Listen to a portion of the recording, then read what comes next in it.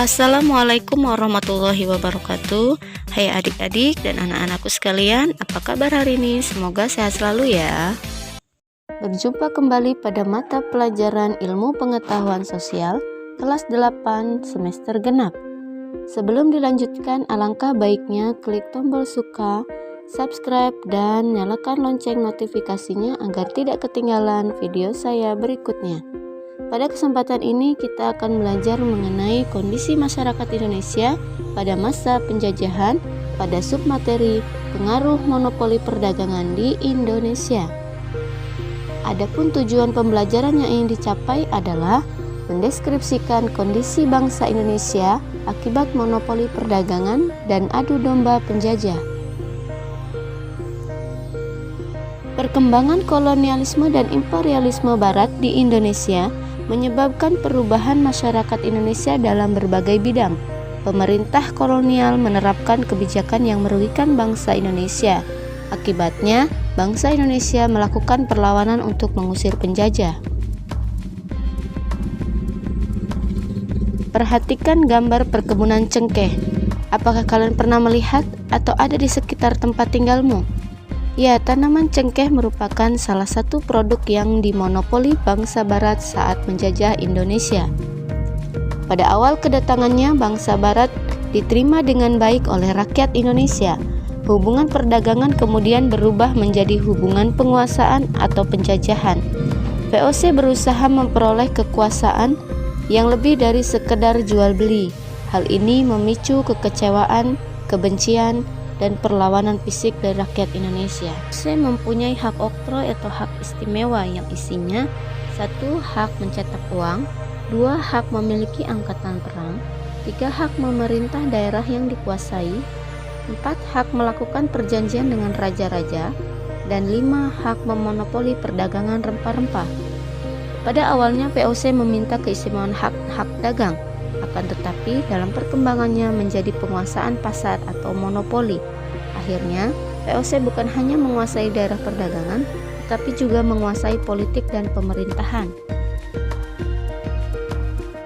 Monopoli adalah penguasaan pasar yang dilakukan oleh satu atau sedikit perusahaan. Dampak memonopoli bagi perusahaan sangat menguntungkan karena dapat menentukan harga beli dan harga jual. Sebagai contoh, saat melakukan monopoli rempah-rempah, VOC membuat perjanjian dengan kerajaan-kerajaan di Indonesia yang hanya mengizinkan rakyat menjual hasil bumi kepada VOC. Maka pada saat rempah-rempah dijual dengan harga yang sangat turun, sebaliknya VOC menjual kembali ke Eropa dengan harga yang sangat tinggi. Belanda memaksa kerajaan-kerajaan di Indonesia untuk menandatangani kontrak monopoli dengan berbagai cara. Salah satu caranya adalah politik adu domba atau dikenal dengan istilah Divide et Impera.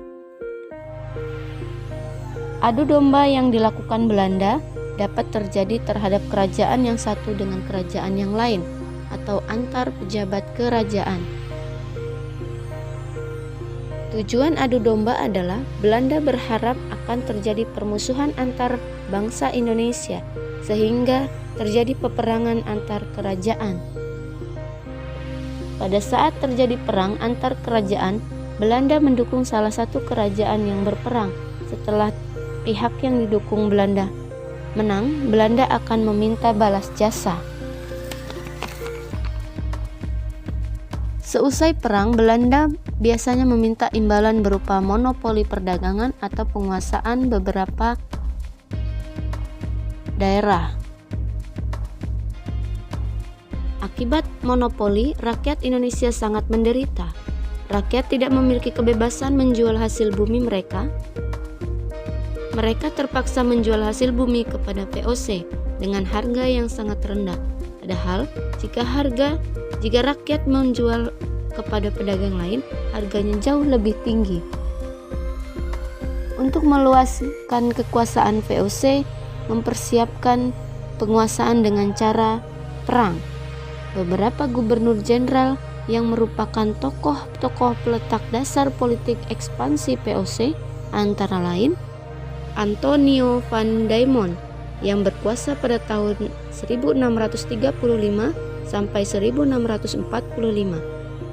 Kemudian Johann Matsuyker yaitu berkuasa pada tahun 1653 sampai 1678. Kemudian Rijslof van Goesen yang berkuasa pada tahun 1678 sampai 1681, serta Cornelis Janszoon Speelman yang berkuasa pada tahun 1681 sampai 1684. VOC mengalami kebangkrutan pada abad ke-8. Korupsi dan memanajemen perusahaan yang kurang baik menjadi penyebab utama kebangkrutan VOC.